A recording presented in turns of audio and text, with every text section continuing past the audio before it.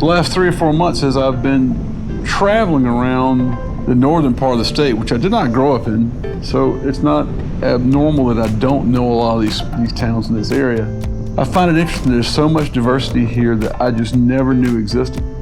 Speaking of, what about Buffalo, South Carolina? Now, no, I was not aware there was a Buffalo, South Carolina, and the origin of the name is even more baffling to me. And when I found out what the origin of Buffalo, South Carolina's name was, I said, okay, so what's the origin of Buffalo, New York's name? Oddly enough, it's been a dispute for a very long time where exactly Buffalo, New York's name comes from. And the debate continues today. What's not in debate is why they call Buffalo, South Carolina, Buffalo. Apparently there are minerals there that the buffaloes like to lick, and it was a place that had lots of buffaloes, and apparently in all of South Carolina and all this area, it was the highest population of buffaloes around here. Now, this brings up a whole lot of other things I had no clue about South Carolina. Yes, I expect the American West and the big plains out there to be filled with buffalo, and I expect American Indians and cowboys hunting and eating them, and I expected all that stuff. I had no clue that buffaloes ever existed in the state. I think it's probably even odder that I've never heard anybody in the upstate talk about that there ever have been buffaloes here. Anyway, one thing I know that you are familiar with if you spent any time watching any of my videos, especially about the towns, is that South Carolina's a very popular place for mills. But what a lot of people don't know about the mills is they were kind of the epicenter of what started all the civilized area in that region. They would come in, they would establish a mill, they would start hiring people, so they were employers. They would start generating power in order to drive the mill. Typically hydroelectric, you might have heard that on my channel too. And from there, they developed retail stores, they developed some of them amusement parks. So a lot of these mills were really the reasons for the towns, and they were the reasons for employment in the area. The Buffalo Mills plant was one of the ones built in the early 1900s.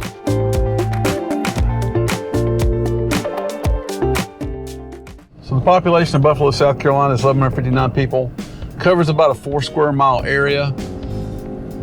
Median age here is 29.9, which is a lot younger than I thought it would be. It looks like it's broken up pretty evenly, 23% 0 to 9. You'll see it here in the graph.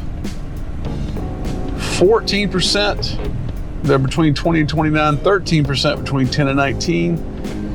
The largest part of the population is the 50 to 59 year olds.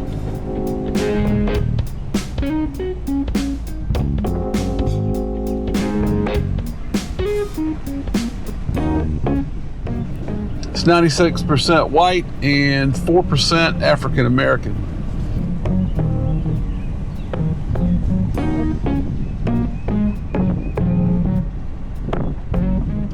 Median income is $16,077, and it's about a $20,000 median income for a household.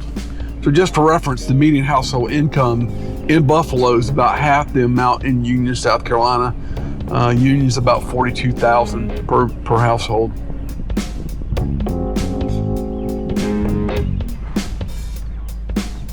There's about 484 households, about 2.4 people per household.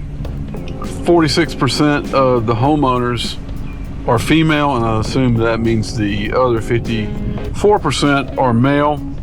Marital status is 33%, with 25% of the males never being married and 39% of the females never being married.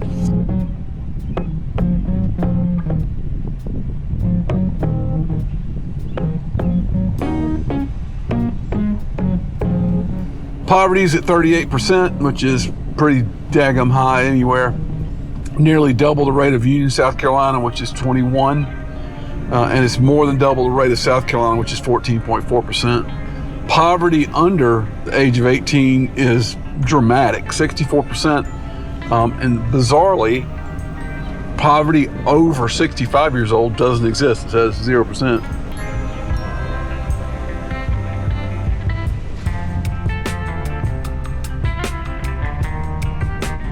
588 housing units. My least favorite euphemism for homes or places to live, but I guess it's adequate. 82% of the housing units are occupied. Ownership of occupied units, owners occupy 81% of the units there. 63% of the housing units are single units. Of the places that people live in that were moved into, 6% of them were moved into before 1990. 18% of them were moved in the 90s. 20% of them were moved into during the 2000s. 56% of them have been moved in since 2010 to 2014, and 0% showing everywhere else.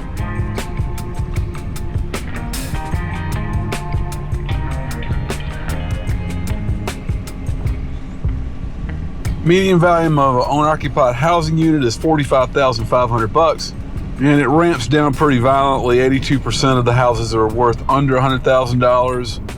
11% of them are between $100,000 and $200,000, and then 4% of them between $200,000 and $300,000. It doesn't show anything above those numbers. 23.9 minutes is the average or mean time travel to work. That seems interesting to me. I guess that since it's right next door to Union, South Carolina, I'm assuming that most of them work in that town.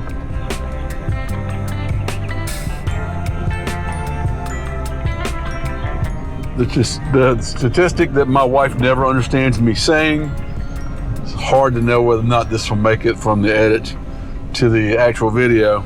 Women between 15 and 50 who gave birth during last year, the fertility percentage 17.8%. 57% of all births in Buffalo, South Carolina were attributed to women in the age bracket of 25 to 29, and 21% were between 35 and 39.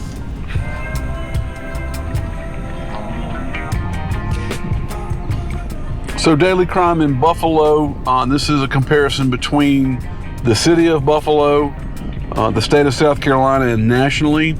So violent crime is 0.7 per 100,000 people, whereas South Carolina is 1.35 per 100,000, whereas the national average is 1.01 per 100,000.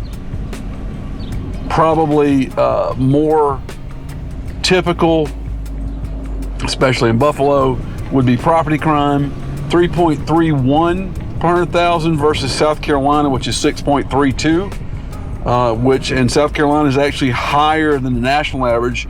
The national average is 5.35 property crimes per 100,000 people nationally.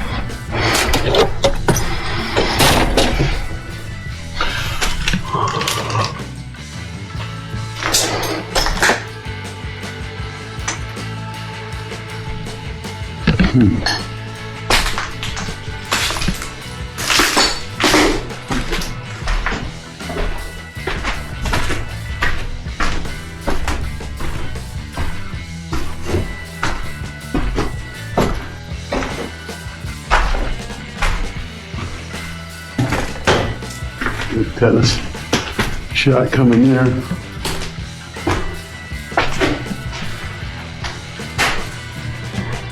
This floor doesn't feel great.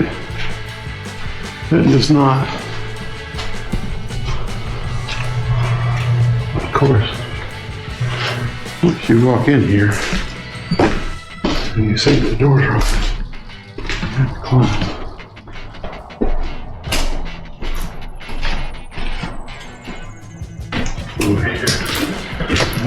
If this is not a stable building,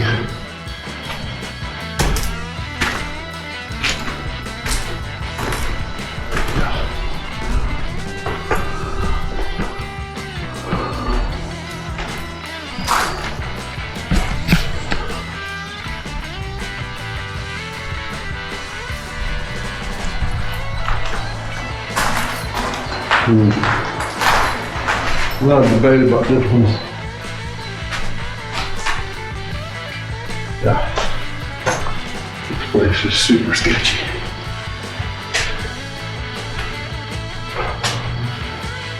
Wow.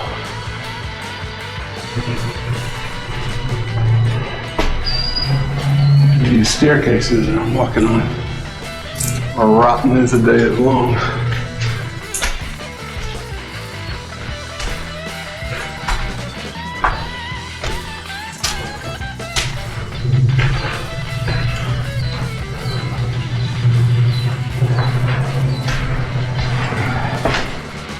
There had to be. Ooh. Yeah, no. Yeah, it's fascinating, but the stairs got a huge, about 6 or 8 inch dip right there. Pass. Send the drone up in my stead. I'm not sure that if you live in a state where there's not that many industries that have completely disappeared, you can really understand the devastation that this causes upon a town and the whole region. I think the most shocking thing to me is that I've been told by the old people who used to run the mills that we don't even have the skill sets anymore in the United States to even open up a mill to make thread or yarn or cloth. Buffalo's not a booming town, but I can tell you, I think it's pretty doggone cool.